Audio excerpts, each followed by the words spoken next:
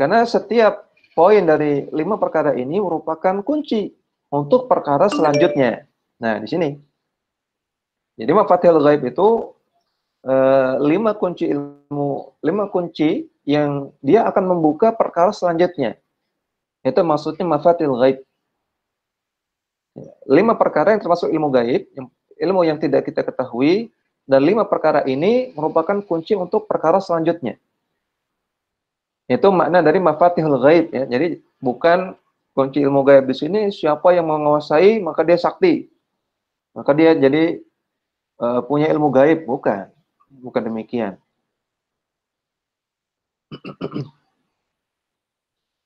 Nah, di sini Syekh Utsaimin jelaskan secara rinci. Yang pertama, innallaha indahu ilmus sa'ah. Miftahul ghaib yang pertama adalah tentang hari kiamat. Kata Allah, sesungguhnya Allah di sisinya ada ilmu tentang hari kiamat. Surat Luqman ayat 34. Fasa'atu fatihatun lil akhirati. Maka kiamat adalah kunci pembuka untuk alam akhirat. Ya, sebelum alam akhirat, kita akan mengalami kiamat dulu. Kiamat, ini merupakan kunci untuk membuka alam akhirat. Allati hiya an-nihayatu, yang dia merupakan akhir dari kehidupan. Kemudian yang kedua, wa yunazzilul ghaitha. Kunci ilmu gaib yang kedua, miftahul ghaib yang kedua adalah Allah Ta'ala katakan, Allah lah yang menurunkan hujan. Surat Luqman ayat 34. Wal ghaithu fatihatun li hayatin nabati. Dan hujan adalah kunci pembuka dari kehidupan tumbuh-tumbuhan. Artinya karena sebab hujan, maka tumbuh-tumbuhan bisa tumbuh.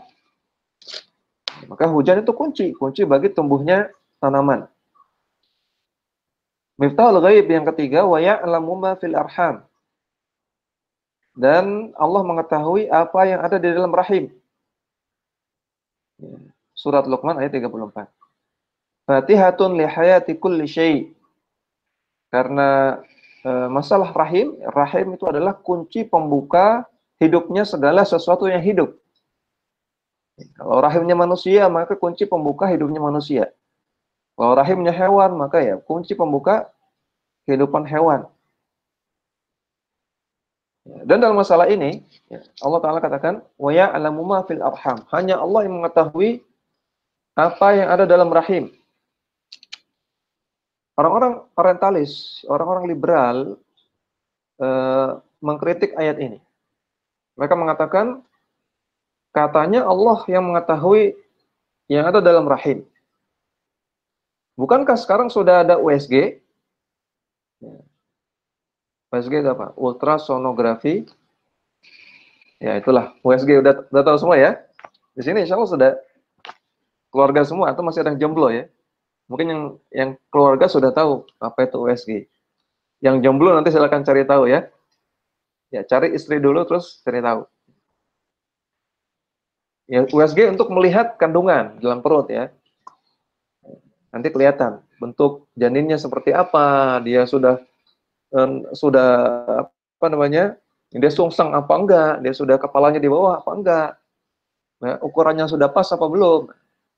Dilihat pakai USG. Kata Allah, wa ya'lamu ma fil arham. Hanya Allah yang mengetahui yang ada dalam rahim.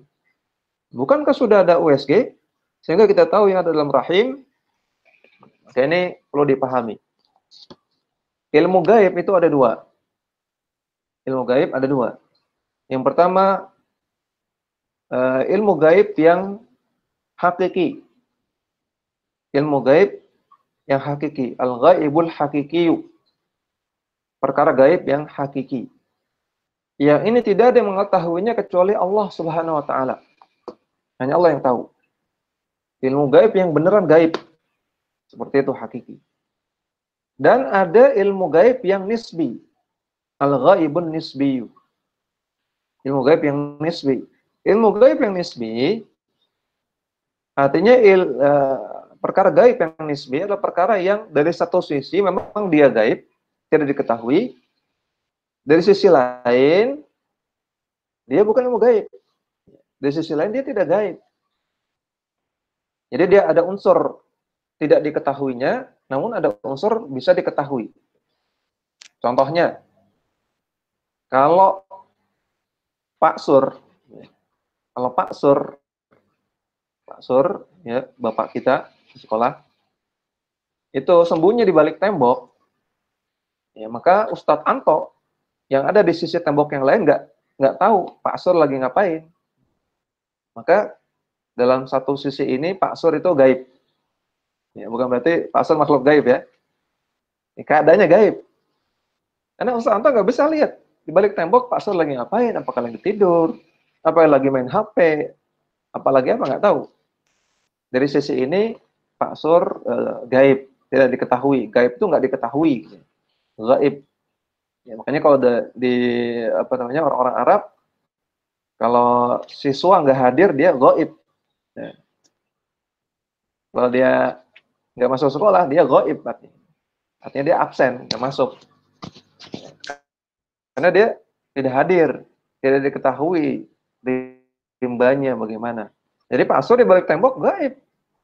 Namun kalau Ustadz Anto berjalan ke sisi tembok yang lainnya, jadi ketahuan, oh ternyata Pak Sur lagi makan ketoprak misalnya. Atau misalnya temboknya dihancurkan, maka kelihatan Pak Sur sedang apa. Maka ini namanya gaib yang nisbi. Nah, masalah USG ya, tentang bentuk janin, tentang ukuran janin itu gaib nisbi. Ya, gaib nisbi.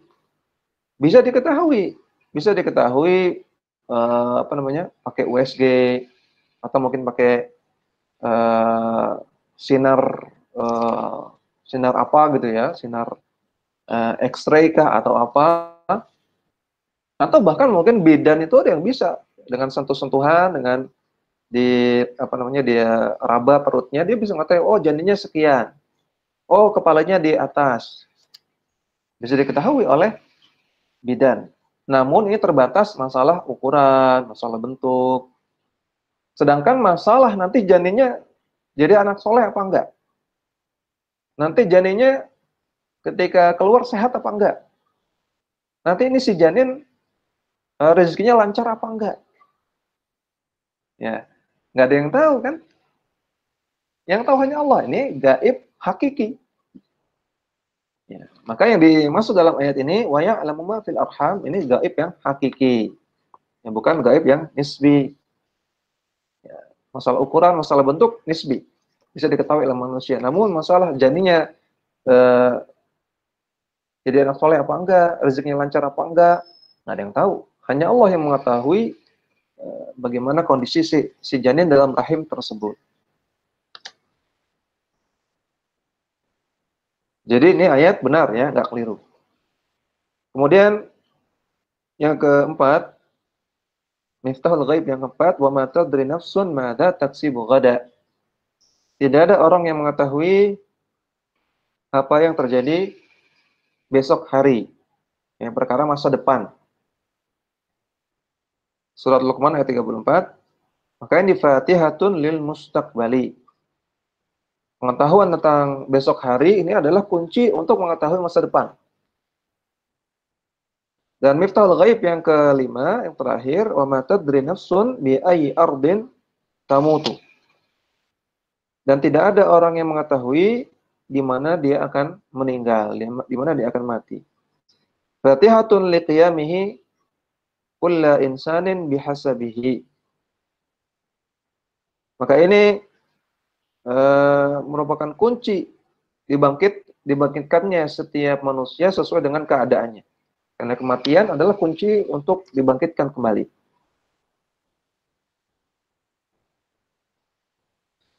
Allama as-sa'ata al-qiyamata al-ammah.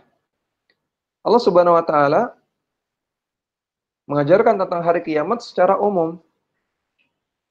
Wa amma qauluhu ta'ala, adapun firman Allah Ta'ala, wa ma tadri nafsun bi ayyi ardin tamut, bahwa fatihatun liqiyamati kulli insanin. Maka maksud ayat ini adalah tentang kunci hari kiamat untuk seluruh manusia. Li'anna man mata faqad qamat qiyamatuhu. Karena barang siapa yang meninggal, maka dia telah terjadi kiamat bagi dia. Kiamat dibagi menjadi dua, ada kiamat sughra, ada kiamat kubra. Kiamat sughra itulah kematian kita masing-masing, disebut dengan kiamat sughra. Kiamat kubra adalah kiamat untuk seluruh makhluk.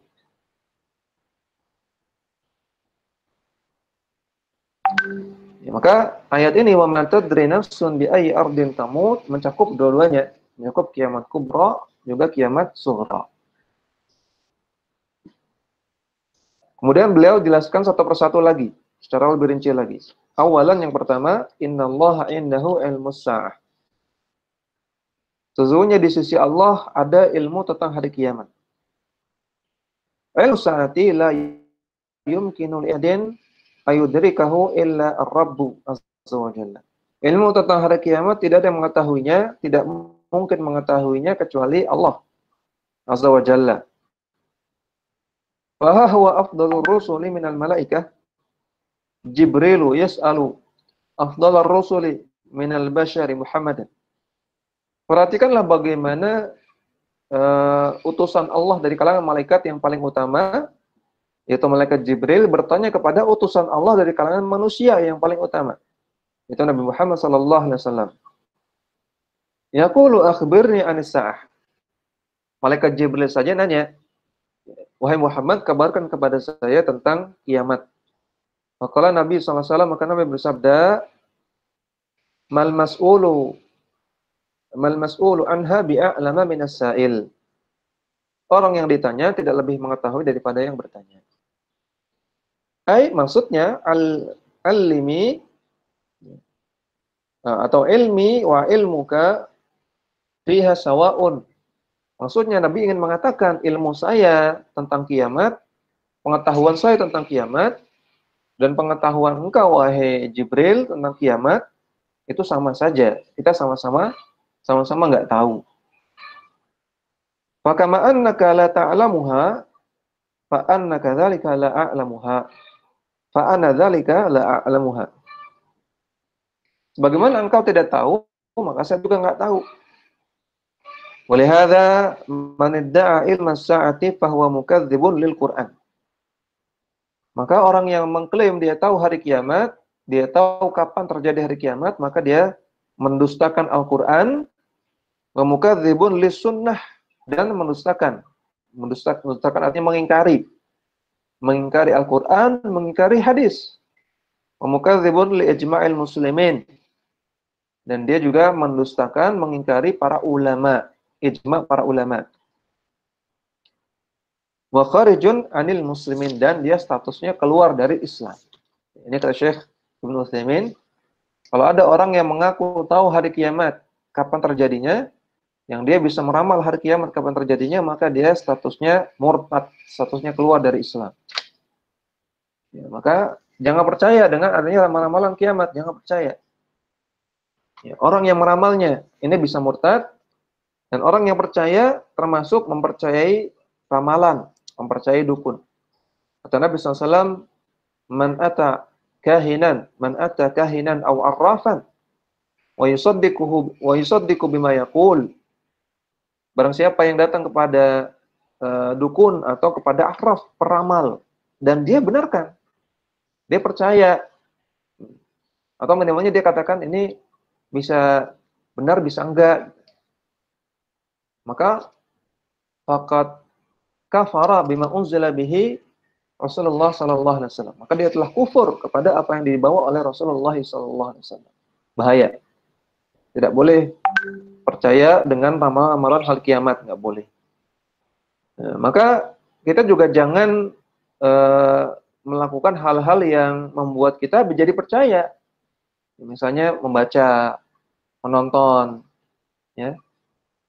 Kita jangan nekat mendengarkan kajian-kajian tentang hal itu.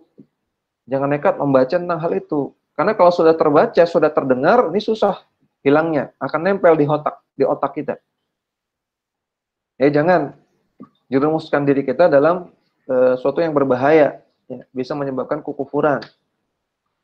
Jadi jangan dengarkan ramalan-ramalan kiamat, jangan baca tentang hal tersebut.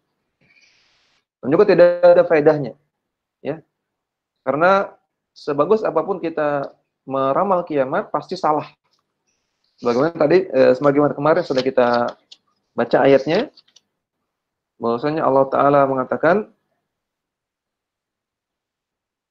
"Fahal yanzuruna illa sa'ah an ta'tiyahum baghtah." Bukankah mereka mengetahui tidaklah kiamat itu datang kepada mereka kecuali dalam keadaan baghtah, mendadak. Berarti nggak ada yang mengetahui, pasti keliru semua ramalannya.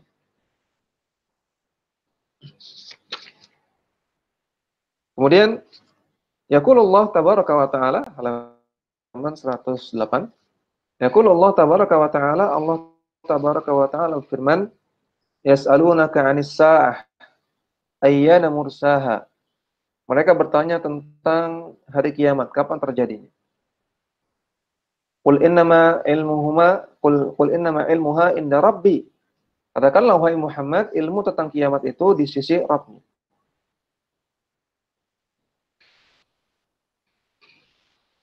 La yujalliha liwaqtiha illahu.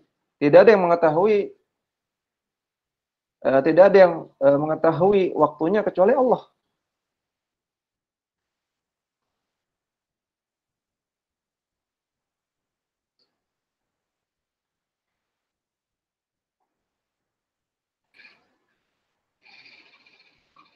Taqulat. Di sini enggak ada harokatnya. Taqulat fis samawati wal ardi la ta'tikum illa baghtah. Sangat berat bagi langit dan bumi untuk mengetahuinya.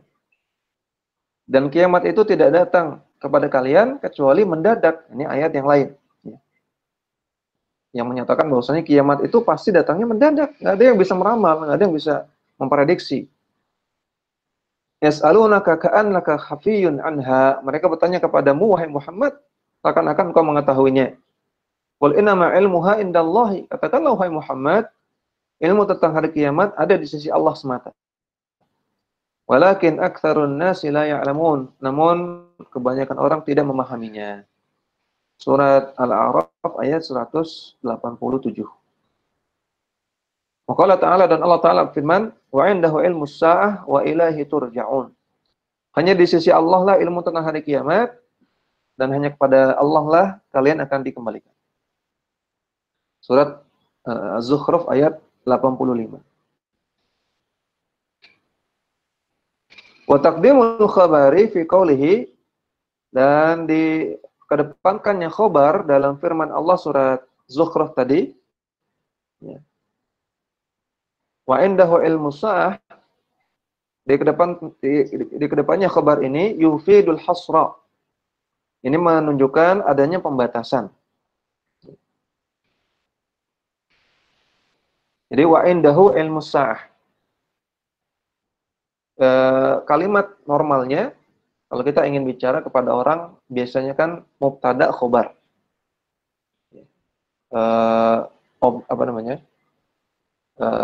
Subjek predikat. Mubtada khobar subjek predikat.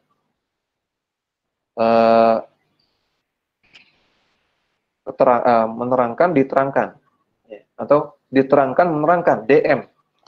Itu normalnya D dan M. D dulu baru M. Diterangkan, menerangkan. Misalnya Pak Sur makan bakso.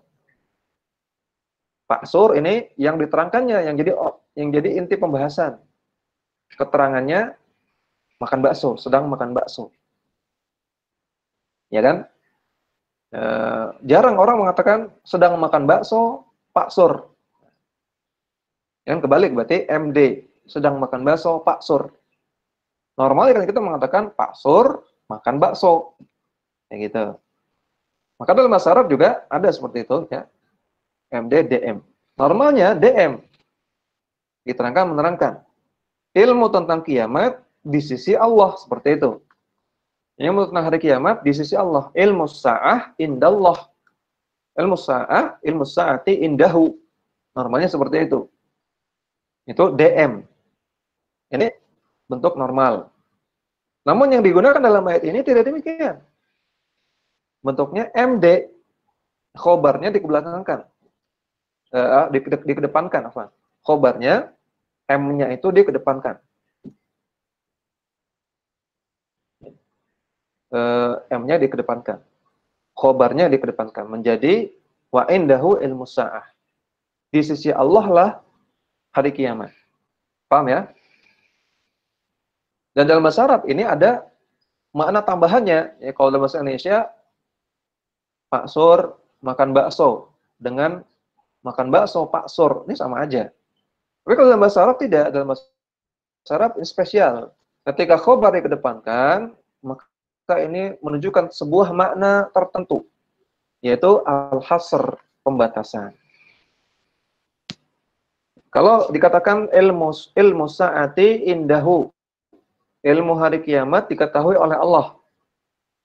Maka ini masih ada kemungkinan ada yang lain yang tahu tentang kiamat. Tapi ketika bentuknya wa indahu ilmu sa'ah, maka ini pembatasan. Hanya Allah yang tahu tentang hari kiamat, seperti itu. Maka ini kalau kita paham ilmu tafsir, kalau kita paham bahasa Arab, ini sangat indah sekali ya, kita bisa menggali makna-makna yang terkandung dalam ayat-ayat Al-Qur'an. Sehingga ketika kita membaca pun kita bisa merenungkan, kita bisa benar-benar menyelami apa yang Allah ingin sampaikan kepada kita. Ya, makanya para ustadzah ini semangatlah belajar bahasa Arab ya. Di Pogung itu ada Ma'had Umar bin Khattab. Ya, ada beberapa ustadz dan ustadzah juga yang sudah masuk sana. Ya, Ustadz Afif ya. Ada Ustadzah Mawas itu juga ya, udah ikut Ma'had Umar ya. Yang belum ikut, coba ikut. Biar paham bahasa Arab. Biar bisa memahami mana-mana Al-Quran.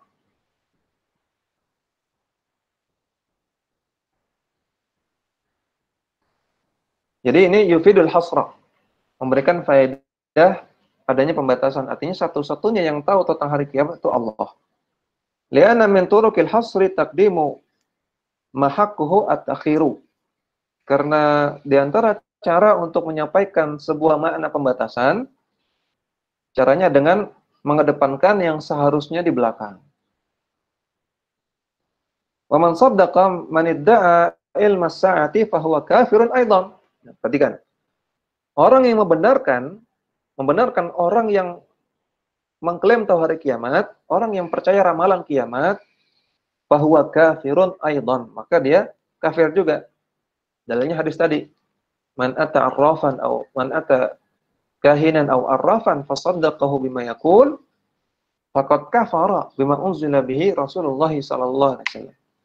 Barang siapa yang mendatangi dukun atau peramal, kemudian dia benarkan, dia percaya pada ramalan tersebut, maka dia telah kufur kepada ajaran yang dibawa oleh Rasulullah sallallahu alaihi wasallam. Hati-hati ya, jangan beli majalah yang ada zodiaknya, jauhkan itu dari rumah. Jangan beli koran yang ada zodiaknya. Jangan baca ramalan zodiak yang di website, yang di HP, dimanapun jangan.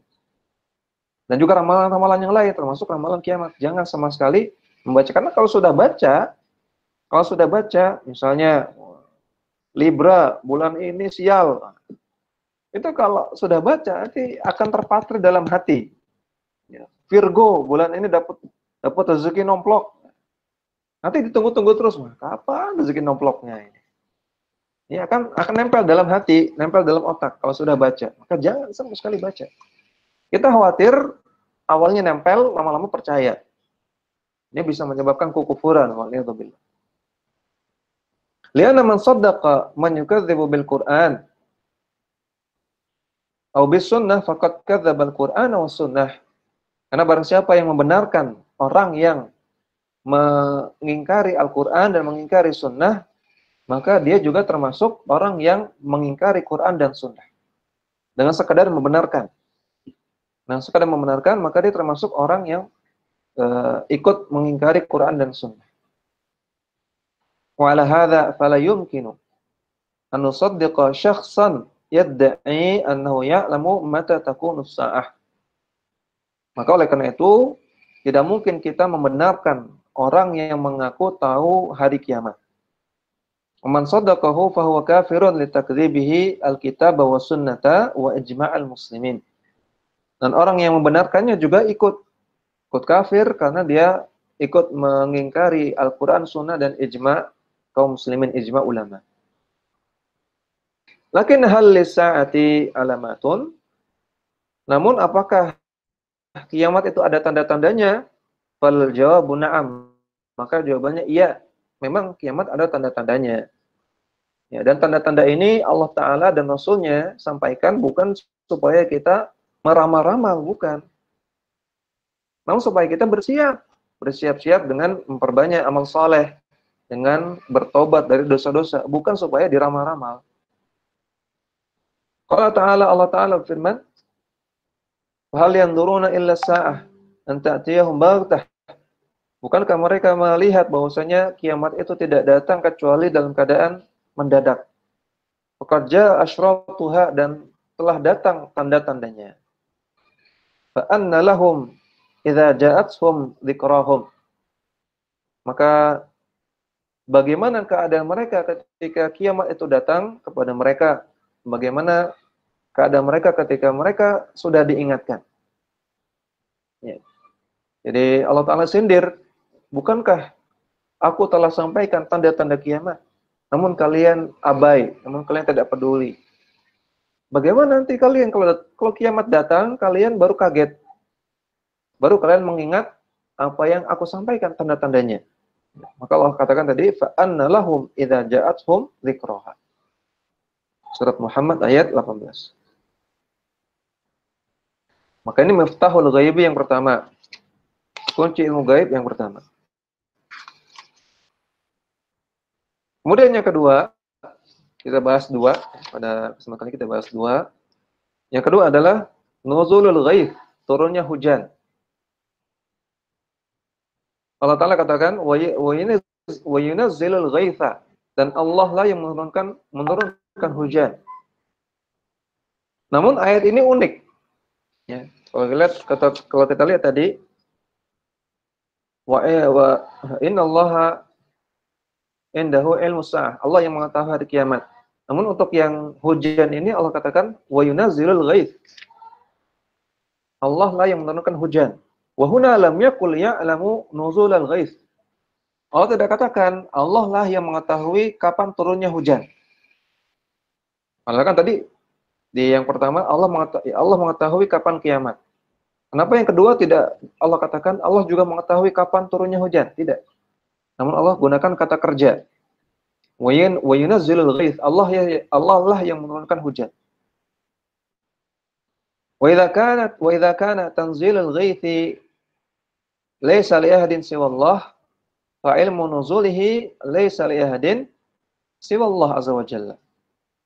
Maka maknanya, kalau Allah sebutkan dalam ayat ini, kalau yang menurunkan hujan itu Allah, maka artinya ilmu tentang kapan turunnya hujan, ya Allah yang tahu.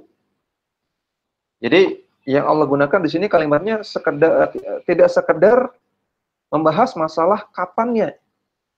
Tapi Allah yang tunjukkan, yang turunkan hujan kan aku. Maka aku lebih tahu semua hal tentang hujan, nggak hanya tentang turunnya. Allah tahu berapa kadarnya, Allah tahu di mana saja terjadi hujan. Allah tahu kandungannya apa hujan itu. Bagaimana turunnya, apa lebat, apa tipis-tipis, apa gimana. Jadi Allah ingin sampaikan, ya aku tahu semuanya, tidak hanya masalah kapannya. Jadi lebih dari itu. Walakin qad yaqulu qailun, namun terkadang ada orang yang nanya, mal hikmatu fi anna Allah azza wa jalla qala fi as-sa'ah innallaha indahu ilmu sa'ah wa fil ghaith qala wa yunazzilul ghaith duna an yaqul wa ya'lamu nuzulal ghaith. Namun apa hikmahnya Allah Subhanahu wa taala mengatakan tentang hari kiamat? Sesungguhnya Allah di sisinya ada ilmu tentang kiamat. Sedangkan tentang hujan, Allah hanya menyebutkan Allah lah yang menurunkan hujan. Tanpa Allah mengatakan Allah mengetahui kapan turunnya hujan. Ya. Jadi tentang hari kiamat Allah bahasnya kapannya. Tapi masalah ghaib, masalah hujan Allah tidak bahas kapan. Allah malah bahas akulah yang turunkan. Allah malah bahas eh, siapa yang menurunkan? Akulah yang menurunkan. Kenapa Allah nggak bahas kapannya? Kenapa kok beda? Apa hikmahnya? Ma'anna adam al-ilmi binuzul ghaith mustafadun min kaunil ladzi yunazzil ghaitha wallahu wahdahu. Padahal kita juga sudah mengetahui ketika tidak diketahuinya ilmu tentang turunnya hujan, ini menunjukkan bahwasanya yang menurunkan hujan hanya Allah semata.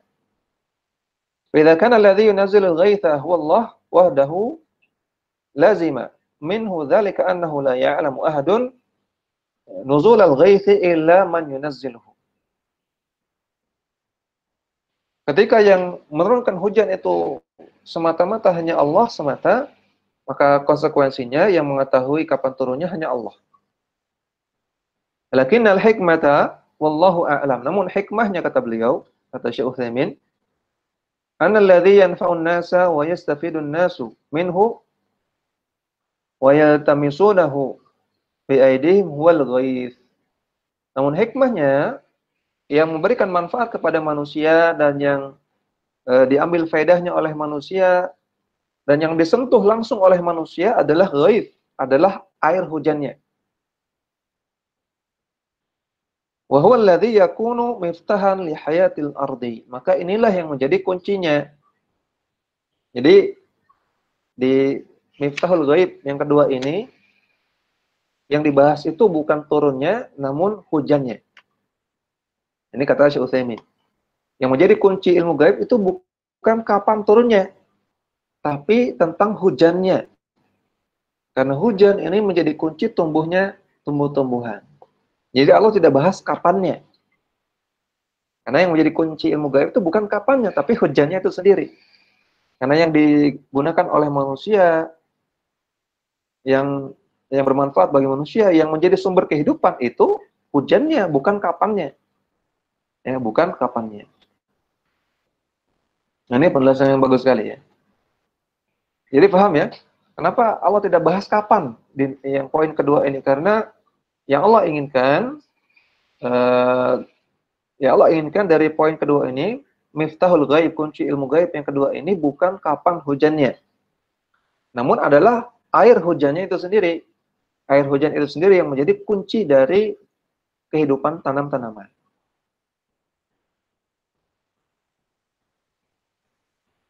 Idzan la ya'lamu mata yanzilu al-mataru illallah. Dengan demikian, termasuk juga tidak ada yang mengetahui kapan turunnya hujan kecuali Allah semata. Li'anna alladhi yunazzilul matara wal ghaitha wallah. Karena tidak ada yang menurunkan hujan dan hujan kecuali Allah Subhanahu wa taala. Lakin yaridu alaina annana nasma'u fil iza'at. Namun sampai kepada saya bahwasanya kita dengar di radio-radio yaquluna, mereka mengatakan sayanzilu ghadan matarun fi jihatin muayyanah. Bahwasanya akan turun hujan di daerah ini dan daerah itu. Ada ramalan cuaca. Fahal hadza yunafi anna ilma nuzulil ghaithi khasun billah? Apakah ini bertentangan dengan Al-Quran bahwasanya yang mengetahui turunnya hujan hanya Allah? Padahal ramalan-ramalan cuaca ada. Padahal ada peramal-peramal cuaca. Dan juga apakah orang yang meramal cuacanya termasuk dukun, termasuk peramal? Maka jawabannya anna hadza yashkulu ala katsir minan nas. Ini menjadi perkara yang dibingungkan oleh banyak orang. Fa yadhunnu anna hadhihi at-tawqi'at allati tuza'u fil ida'at yadhunnu annaha ta'arudu qaulillahi ta'ala. Mereka mengira bahwasanya pengumuman-pengumuman tersebut atau ramalan-ramalan yang terjadi tersebut yang disebarkan di radio-radio dan televisi dan yang lainnya, mereka mengira ini bertentangan dengan firman Allah Ta'ala, wa indahu mafatihul ghaibi. Ya, ada ramalan cuaca di TV, di radio, di website, juga di HP kita, kok dilalah benar. Ya. Sleman, besok hujan lebat. Ya, dari jam 5 sampai subuh misalnya. Kok dilala pas jam 5 sore benar hujan? Maka apakah ini bertentangan dengan Al-Quran? Jawabannya, wal haqiqah, yang benar, annaha la ta'arudha dzalika. Atau la tu'aridu dzalika. Ini tidak bertentangan dengan Al-Quran, tidak. Lianna ilmahum bihadza ilmun mustanadun ila mahsusin la ila ghaibin.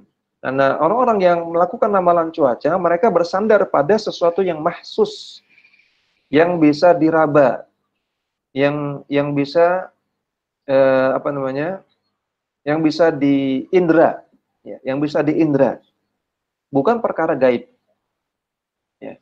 Ramalan itu berdasarkan trends, ya kan? Insya Allah semua di sini sudah dapat statistika dasar ya. Insya Allah yang kuliah dapat statistika dasar. Metode Metstat dasar 1. Kan di situ kita ketahui ramalan itu diambil dari trends. Trends itu data yang sudah terjadi apa belum terjadi? Sudah terjadi. Ya. Trends itu data yang sudah terjadi. Kalau sudah terjadi kelihatan apa enggak? Kelihatan. Terdengar enggak? Terdengar. Terlihat enggak? Terlihat. Bisa disentuh enggak? Bisa. Bisa disentuh. Maka ini sesuatu yang mahsus, yang bisa diindra. Ya. Jadi misalnya apa ya?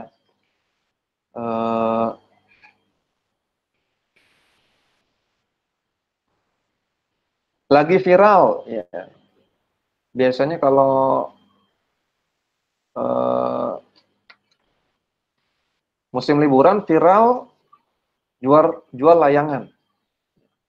Tahun kemarin 2019 musim anak liburan sekolah, maka pedagang layangan jualannya laris. Contoh, tahun 2019 pas musim liburan sekolah layangan laris. Ini kelihatan nggak? Kelihatan. Oh, tetangga saya penjual layangan laris, kelihatan larisnya. Ludes jualannya. Maka diprediksikan liburan sekolah 2020 juga layangan akan laris kembali. Nah, ini bukan ramalan dukun. Ini prediksi berdasarkan trends. Dan trends itu mahsus, bisa diindra, bisa dilihat, bisa didengar, dan yang lainnya. Wa hadzal mahsusu huwa anna Allah azza wa jalla hakimun. Dan perkara yang diindra ini itu yang ciptakan Allah Subhanahu wa taala. Kullu syai'in yaqa'u lahu sababun. Setiap perkara Allah buat ada sebabnya. Dalam surat Al-Kahfi, ya. Yang belum baca Al-Kahfi, siapa ini? Hari ini Jumat, ya. Dianjurkan untuk membaca surat Al-Kahfi. Nah, dalam surat Al-Kahfi ayat 84 Allah Subhanahu wa taala berfirman, "Wa atainahu min kulli syai'in sababa." Dan setiap perkara kami jadikan ada sebabnya. Ya. Allah jadikan sebab. Adanya donat, Allah jadikan sebabnya adalah adanya adonan, ya, adanya orang yang bikin, ada tepungnya. Nggak ada donat tiba-tiba jadi kering, jadi donat, nggak ada. Ya. Adanya teh manis, Allah jadikan adanya teh. Allah jadikan manusia menemukan tubuhan teh, dijemur, kemudian Allah ilhamkan ke manusia, itu teh itu bisa dimasukkan ke air, jadi minuman. Allah ciptakan sebab-sebabnya, prosesnya. Ya. Yang nikah itu ada sebabnya, nggak ujung-ujung antum punya pasangan, tring. Gitu. Tahu-tahu ada cewek sebelah antum, nggak mungkin. Antum cari dulu, ya. Antum pantaskan diri dulu, kemudian antum tanya ke Ustaz, ada nggak yang siap nikah? Saya mau nikah. Gitu. Cari sebab, ya. Nyata juga antum harus berusaha pantaskan diri, antum belajar bahasa Arab, ya. Hafalkan Quran, hafalkan hadis, supaya antum dapat yang soleha. Ada sebab-sebabnya. Ya, jangan antum ngaji males, hafalkan males, antum pengen istri yang solehah. Nggak bisa seperti itu. Harus usahakan sebab. Ya. Jadi Allah ciptakan sebab-sebab untuk terjadinya sesuatu, dan sebab-sebab ini itulah yang digunakan dalam prediksi. Jadi prediksi itu melihat kepada sebab-sebab terjadinya sesuatu. Contoh mudahnya untuk memahami masalah ramalan cuaca ini, kalau kita lihat di langit mendung gelap, kemudian ada petir, ceker. Kemudian kita mengatakan, wah kayaknya mau hujan. Wah kayaknya mau hujan. Hujannya udah terjadi belum? Belum. Tapi kita sudah mengatakan, wah kayaknya mau hujan. Apakah kita sedang meramal seperti ramalan dukun? Tentu tidak. Nah, kita melakukan prediksi berdasarkan sesuatu yang mahsus. Wah, kelihatan. Awannya gelap. Kemudian terdengar ada suara petir. Maka ini melihat kepada sebab. Karena langit yang gelap, adanya petir merupakan sebab turunnya hujan. Fal asya'u marbutatun bi asbabiha. Maka perkara-perkara itu sangat terkait dengan sebab-sebabnya. Makanya Allah Subhanahu wa taala menciptakan langit dan bumi selama 6 hari. Kalau ada orang nanya, mungkin nggak Allah ciptakan langit dan bumi 1 detik? Langsung tring jadi? Mungkin aja. Namun kata para ulama, Allah ingin ajarkan kepada manusia bahwasanya setiap perkara itu ada tahapannya, ada sebab-sebabnya, ada prosesnya.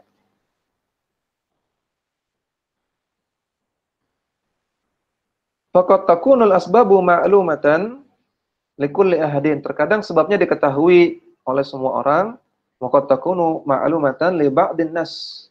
Namun terkadang sebab-sebab itu tidak diketahui, sebab-sebab itu hanya diketahui oleh sebagian orang saja.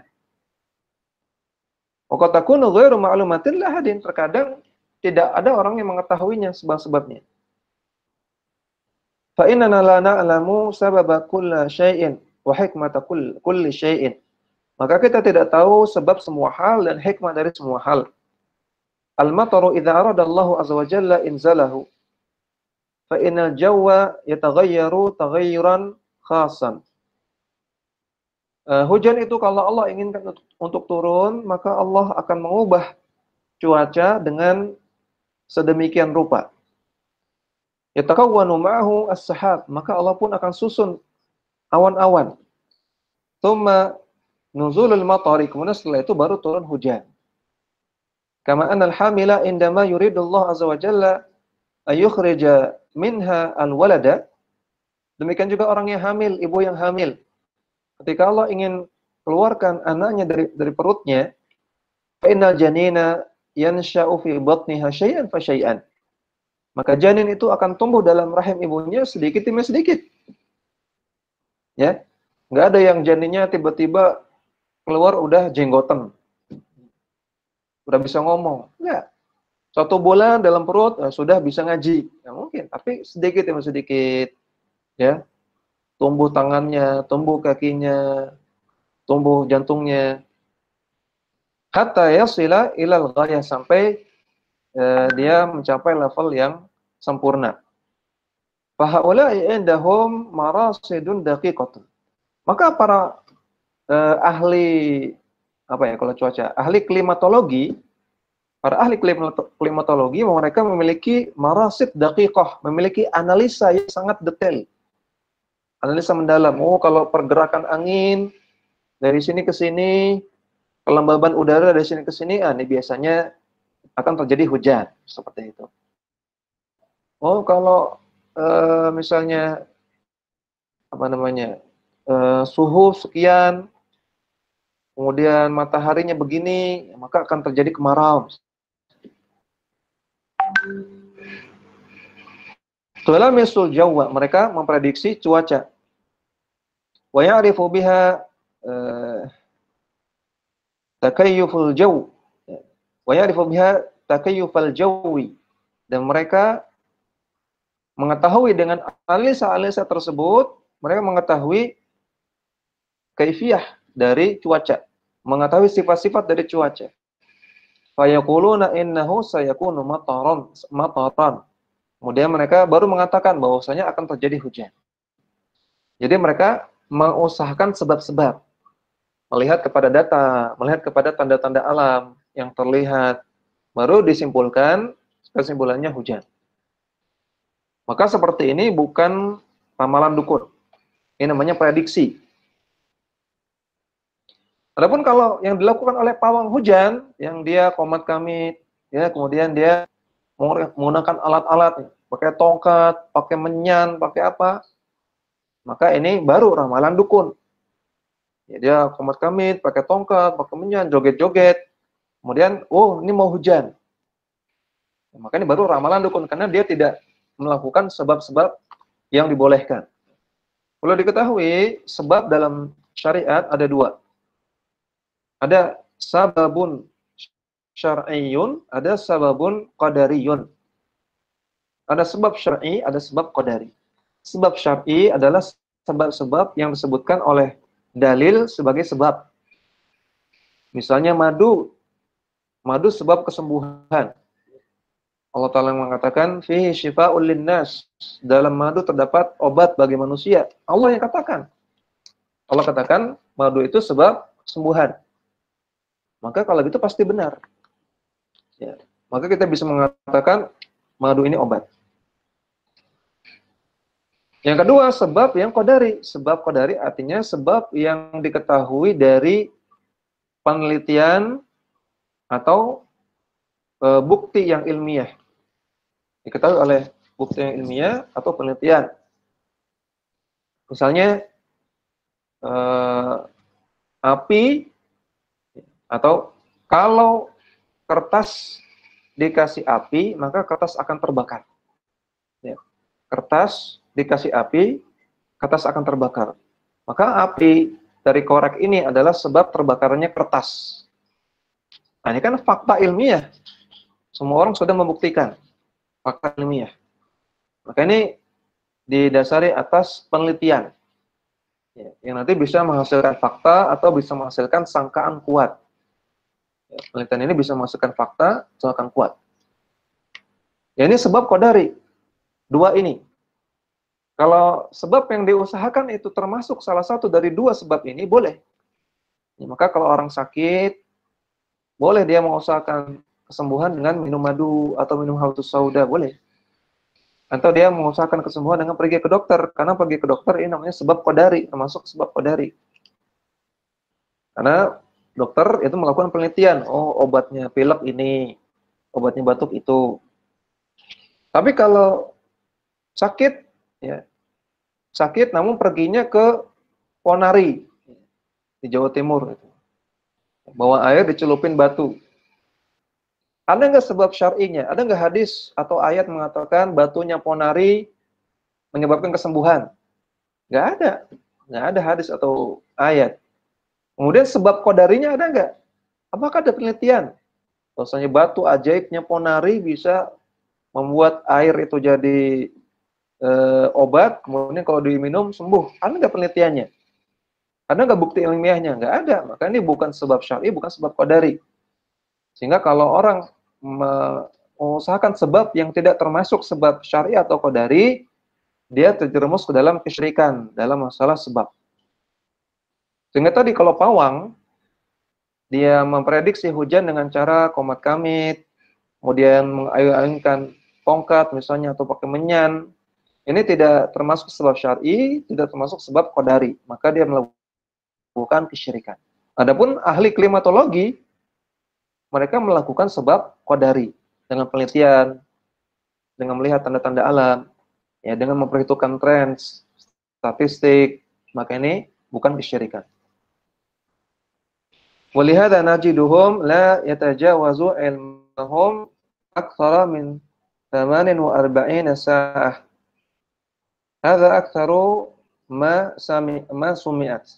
Oleh karena itu kita dapati mereka, prediksi yang mereka bisa lakukan tidak lebih dari 8 atau 80 atau 70 jam.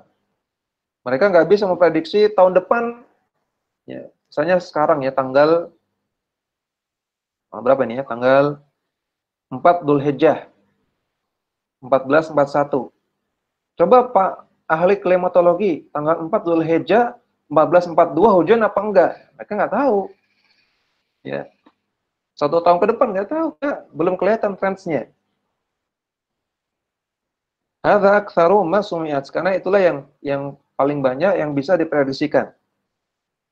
Wa in kana qad qila innahum wasalu ila ayya'lamu mada thalathati ayyam. Andai kan dikatakan mereka bisa mengetahui ya, tadi min thamanin wa arba'in ya. Thamanin wa arba'in 48 ya. Salah tadi ya. Mereka nggak bisa mengetahui lebih dari 48 jam, berarti 2 hari. Ya, 2 hari. Batas pengetahuan prediksi mereka itu 2 hari. Seminggu ke depan, bulan depan mereka nggak tahu, lagi tahun depan. Kalau dikatakan mereka bisa memprediksi sampai 3 hari ke depan, maka ala kulli halin fa'ilmuhum mahdudun. Ala kulli hal, yang jelas prediksi mereka itu terbatas. Li'annahu mabniun ala asbabin hissiyatin la tudraku illa biwasitati hadhil alat. Karena mereka mendasari prediksi mereka dengan sebab-sebab yang hissiyah yang tidak bisa diketahui kecuali dengan alat-alat bantu. Wa nahnu bihissina al-qasiri idza ra'ayna as-samaa'a mulabbadan bil ghuyum. Dan contohnya kalau kita melihat dengan indera kita, dengan penglihatan atau dengan pendengaran kita, dan kita melihat langit itu mendung tebal. Mendung yang tebal, sangat-sangat mendung. Wa ra'ayna hadha as-sahaba yar'unu wa yabruku. Dan kita melihat awan ini mengeluarkan kilat, ya, mengeluarkan petir. Fa innana natawaqqa ayyakuna dzalika mataran. Maka kita akan menyangka, kita akan menebak bahwasanya akan terjadi hujan, sebagaimana tadi sudah saya jelaskan ya. Dan ini bukan ramalan, ini bukan ramalan dukun. Ya, ini bukan ramalan dukun. Wa hum kadzalika yatawaqqa'una idza ra'aw al-jawwa takayyufan muayyanan. Maka demikian juga para ahli klimatologi. Mereka menebak, mereka memprediksi, yatawaqqa'un, prediksi. Mereka memprediksi cuaca memiliki sifat-sifat dengan sifat-sifat tertentu. Yasluhu ma'ahu ayyakuna al-mataru hina idzin. Yang dengan sifat ini biasanya akan terjadi hujan ketika itu. Jadi mereka melakukan tawakku, mereka melakukan prediksi. Jadi berarti kenapa ramalan cuaca itu bukan ramalan dukun, beda dengan ramalan dukun? Yang pertama, karena mereka didasari oleh sebab qadari. Ya, didasari oleh sesuatu yang mahsus, yang bisa diindra, nyata. Sebab yang qadari. Yang kedua, karena mereka hanya memprediksi. Mereka tidak memastikan, hanya prediksi saja.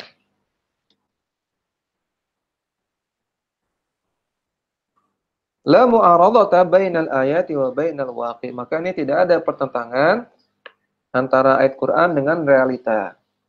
Ala annahum aidan yatawaqqa'una tawaqqu'an wa rubbama yukhti'una wa rubbama yusibun. Dan alasan yang kedua tadi sudah saya sebutkan, para ahli klimatologi mereka yatawaqqa'un, mereka hanya memprediksi, mereka hanya menebak. Dengan prediksi-prediksi terkadang mereka keliru, terkadang mereka benar. Mereka tidak memastikan bahwasanya besok hujan, besok terang, besok mendung. Mereka tidak memastikan, hanya memprediksi. Makanya juga berlaku untuk semua prediksi ya. Prediksi-prediksi yang didasari oleh statistik, oleh penelitian, oleh trends. Misalnya prediksi naik turun mata uang. Ya, misalnya prediksi harga pasar. Juga misalnya termasuk dalam masalah pengaturan uang rumah tangga ya. Di awal tahun. Nah, ini kira-kira bulan Mei Juni lebaran. Maka dari Januari sampai Mei kita harus hemat, misalnya nabung. Ini prediksi. Ya. Kira-kira bulan September, Oktober ini sudah mulai pendaftaran pondok, pendaftaran sekolah. Berarti kita harus berhemat-hemat ini. Uang untuk bisa bayar uang masuk sekolah anak. Ini prediksi. Ini bukan sedang meramal. Jadi boleh-boleh saja. Jadi mudah-mudahan bisa dipahami Anda perbedaan ramalan dukun dengan prediksi-prediksi yang didasari oleh faktor-faktor yang hissi, faktor-faktor yang bisa diindra, faktor-faktor yang nyata. Demikian yang bisa kita sampaikan, mudah-mudahan bermanfaat dan bisa kita amalkan dalam kehidupan sehari-hari. Kita persilakan kalau ada pertanyaan.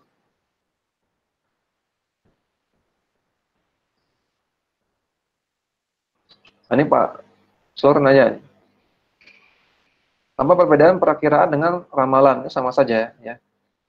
Kalau perakiraan cuaca dengan ramalan cuaca sama. Tapi kalau yang dimaksud itu dukun biasanya pakai bahasanya ramalan, tidak ada perakiraan dukun. Tapi kalau dinisbatkan kepada tadi masalah cuaca, itu sama saja ramalan cuaca artinya perkiraan cuaca. Wallahu a'lam.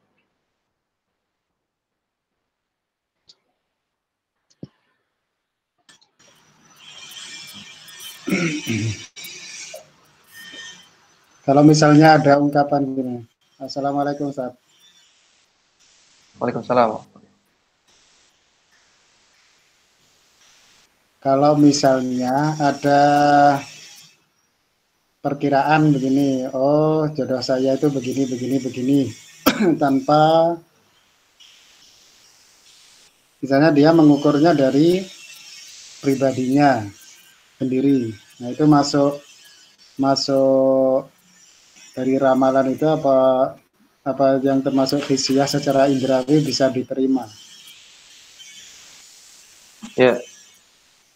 Kalau ada orang mengatakan kira-kira jodoh saya begini. Kira-kira jodoh saya itu putih, yang termasak gitu ya. Ya nikah aja sama rice cooker gitu ya. Ya misalnya putih, termasak, internet. Ya.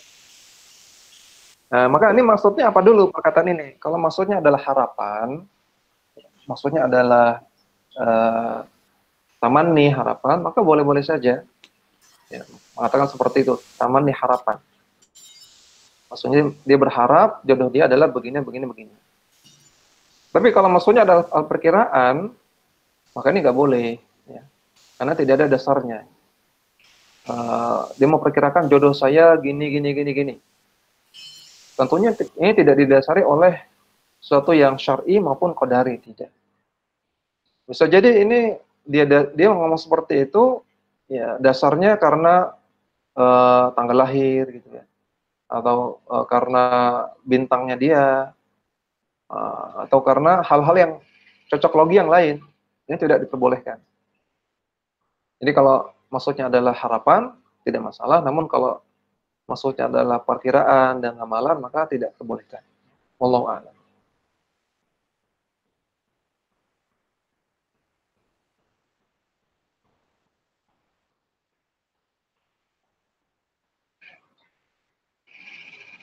Yang Ustazah juga boleh ya kalau mau nanya. Tafadhal pada saat ini.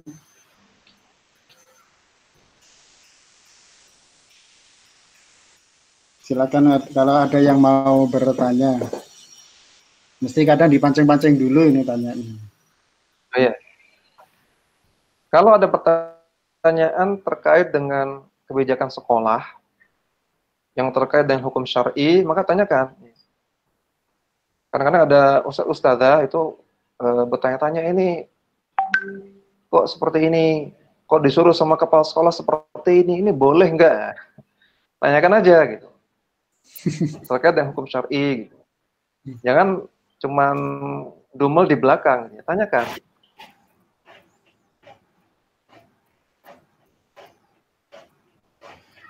Kadang kita kalau sebagai seorang guru itu kan juga melakukan prediksi-prediksi gitu. Kalau murid kayak gini, perlakuannya seperti ini gitu, nanti hasilnya kayak gini nih. Kalau murid kayak gini, mesti bisa dipastikan anaknya akan seperti ini. Nah, gitu. Itu Ya, ini bagus. mendahului takdir atau enggak?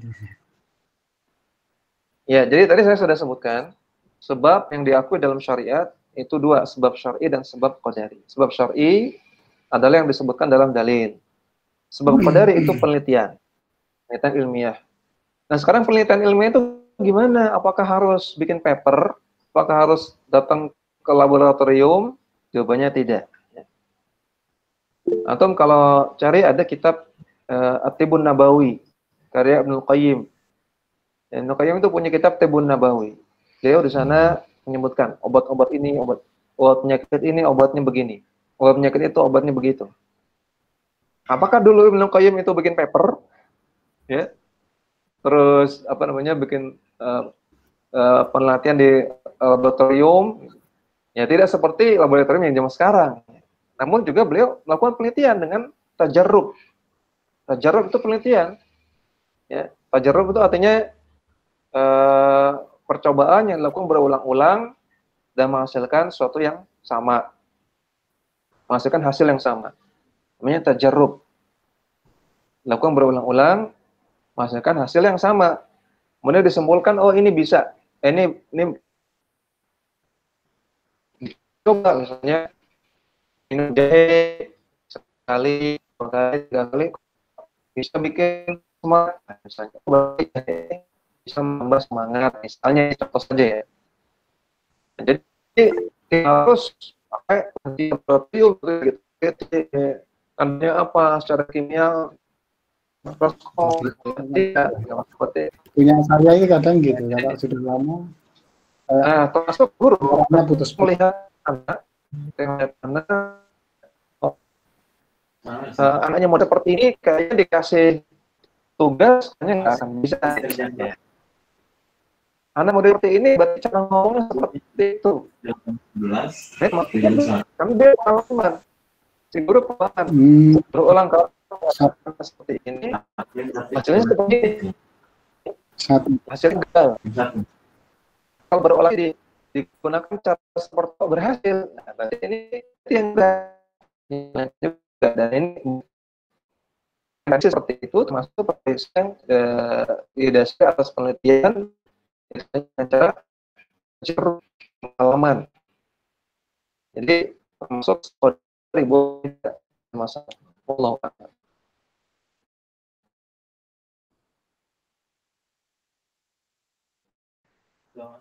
Ada yang tanya antara firasat atau intuisi itu kan di chat ini. Ya.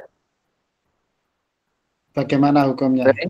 Kadang seorang muslim ada firasat-firasat tertentu, apa itu menyalahi atau bagaimana? Coba live.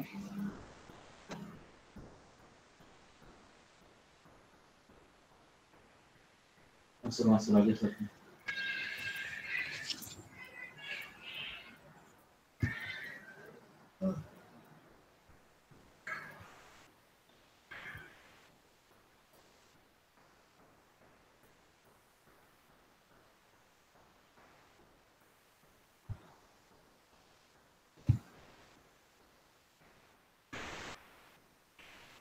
Assalamualaikum.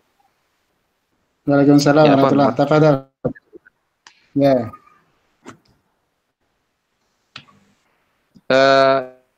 Ya tentang firasat. Nah, saya buka tulisan saya dulu. Saya pernah nulis khusus tentang masalah firasat. Ala kulli hal, firasat itu dibenarkan dalam syariat. Ya. Firasat itu dibenarkan dalam syariat.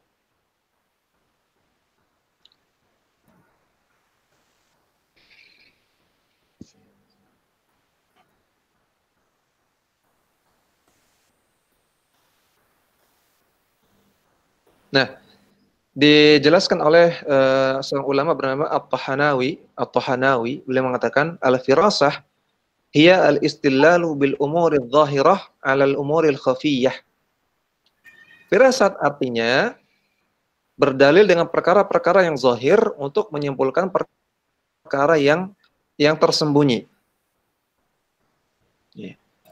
Menyimpulkan perkara dari perkara zahir, datanya perkara zahir untuk menyimpulkan perkara yang tidak diketahui, yang batin, yang tersembunyi.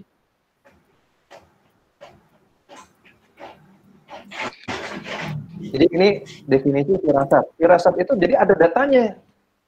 Ada data, ada sandarannya. Itu dia misalnya ketika kita ngelihat teman kita seharian itu dia gelegepan. Gelegepan itu apa ya? Grogi, nervous, kemudian melihat tatapan mukanya kosong, seperti sedang memikirkan sesuatu. Ya, kemudian nulis kok salah-salah terus kok dia sedikit-dikit melakukan kesalahan, misalnya dikit-dikit kesandung, dikit-dikit nyenggol gelas misalnya. Seharian dia lihat seperti itu. Kemudian dia punya firasat, waduh, jangan-jangan akan terjadi apa-apa nih sama teman saya ini. Dia punya firasat seperti itu. Makanya diboleh. Karena dia melihat tanda-tanda zahir. Secara pandangan, lihat data seharian, ini orang lagi nggak beres nih orang ini. Ya, dia grogi, nervous, kayak sedang resah, tatapannya kosong. Jangan dia punya firasat, jangan-jangan terjadi apa-apa. Seperti itu. Jadi berdalil dengan perkara-perkara yang zahir untuk menyimpulkan suatu perkara yang batin, perkara yang tersembunyi. Oleh karena itu, firasat itu terkait dengan ilmu. Karena tadi firasat itu disimpulkan berdasarkan data, maka firasat itu tidak lepas dari ilmu. Sehingga orang yang punya firasat itu orang berilmu. Sebagaimana dalam kitab Hilyatul Awliya disebutkan, man syakhisa basarahu 'anil maharimi wa amsaka 'anil syahawat wa amara batinahu bidawamil muqarabah wa zahirahu bittiba'i sunnah awwada nafsahu aklal halali lam tukhti firasatuhu. Barang siapa yang menundukkan pandangannya dari haram dan menahan nafsunya dari syahwat dan senantiasa memanage hatinya untuk bisa mendekatkan diri kepada Allah, dan dia mengamalkan sunnah dan dia samakan makanan yang halal, maka firasatnya tidak akan keliru. Ini dalam kitab Hilyatul Awliya. Maka orang yang disebut punya firasat adalah orang yang berilmu. Karena orang berilmu, Allah buka pikirannya. Sehingga dia bisa menilai dengan objektif. Dia bisa menganalisa dengan baik. Kalau orang tadi menjauhkan diri dari haram, nggak sembarang memandang, kemudian dia suka ibadah, dia mengikuti sunnah. Ya.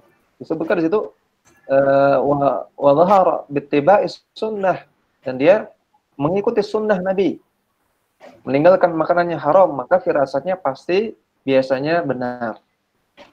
Karena orang yang demikian biasanya analisanya objektif, analisanya mantap. Ya. Dia menjadi orang yang dibukakan pikirannya oleh Allah untuk menganalisa dengan baik. Nah, maka perbedaan antara firasat dengan ramalan yang pertama, orang yang punya firasat tidak mengklaim kepastian, tidak mengklaim tahu ilmu gaib. Dia hanya ya tawakal tadi, menebak. Firasat itu artinya tebakan juga, tidak memastikan. Kemudian yang kedua, kalau firasat menggunakan umurun zahirah, perkara-perkara yang zahir, data-data yang nyata, yang fakta, untuk menyimpulkan perkara yang tidak diketahui. Sedangkan kalau ramalan, ini tidak menggunakan umurun zahir, ya pakai tanda-tanda yang aneh-aneh, ya pakai tanggal lahir, pakai nama ibu, ini aneh-aneh. Ini ramalan. Ini dua perbedaan antara firasat dengan ramalan. Kalau firasat itu tidak memastikan, kalau ramalan memastikan. Yang kedua, kalau firasat menggunakan umurun zahirah, perkara zahir. Kalau ramalan menggunakan perkara yang tidak zahir. Dan boleh kita tambahkan syarat yang ketiga, orang yang firasatnya benar atau orang yang dikatakan punya firasat adalah orang yang mengikuti sunnah. Kalau orang nggak pernah sholat, orangnya suka main dukun, orangnya suka ibadah di kuburan, dia ngaku punya firasat, maka jangan dipercaya. Itu bukan firasat, itu bisikan setan. Ya. Wallahu ta'ala a'lam. Pertanyaan terakhir. Kemudian ada satu pertanyaan terakhir. Kalau memadukan materi agama dalam mapel umum itu termasuk perkara menyampaikan agama tanpa ilmu apa tidak? Ya, memadukan masalah agama dengan ilmu umum, apakah termasuk berkata tentang agama tanpa ilmu atau tidak, tergantung. Yang dia katakan apa? Kalau yang dia katakan tidak ada dasarnya, maka termasuk bicara agama tanpa ilmu. Maka kalau ustadz-ustadzah ingin memadukan masalah umum dengan agama, ilmui dulu masalah agamanya ini, benar apa enggak. Nah, misalnya sedang bahas tentang hujan, kemudian ingin bahas akidah Islam tentang hujan, ya maka pelajari dulu, jangan asal ngomong. Pelajari dulu ayat yang tentang turunnya hujan, ya. Kemudian tentang misalnya malaikat yang menurunkan hujan. Nah, itu pelajari ya, jangan asal ngomong. Ya kalau dia bicaranya tanpa ilmu, ya termasuk bicara agama tanpa ilmu. Kalau cuma asal-asalan. Tapi kalau memang dia bicara sebatas yang dia ketahui, maka tidak masalah. Maka yang perlu diperhatikan ketika ustadz dan ustadzah membahas masalah agama yang diselipkan ke dalam masalah umum, jangan sampai bicara tentang masalah yang belum dia ketahui, yang belum dia pelajari, yang dia belum tahu dalilnya. Jangan sampai kebablasan. Mendingan cukupkan yang sudah diketahui saja. Atau sebelum belajar, sebelum ngajar, murojaah dulu. Ya, buka dulu buku-buku akidah, ya buka dulu buku-buku agama, atau tanya ustadz dulu. Baru nanti dia sampaikan ke murid-murid. Ya, sebelum ngajar, persiapan dulu. Agar dia tidak bicara masalah agama tanpa ilmu. Ya, demikian. Mudah-mudahan bermanfaat dan bisa kita amalkan dalam kehidupan sehari-hari. Sallallahu ala nabiyina Muhammadin wa ala alihi wa sahbihi wasallam. Wa akhiru da'wana alhamdulillahi rabbil alamin. Subhanakallahumma wa bihamdika asyhadu an la ilaha illa anta astaghfiruka wa atubu ilaik. Saya cukupkan. Assalamualaikum warahmatullahi wabarakatuh. Waalaikumsalam warahmatullahi wabarakatuh.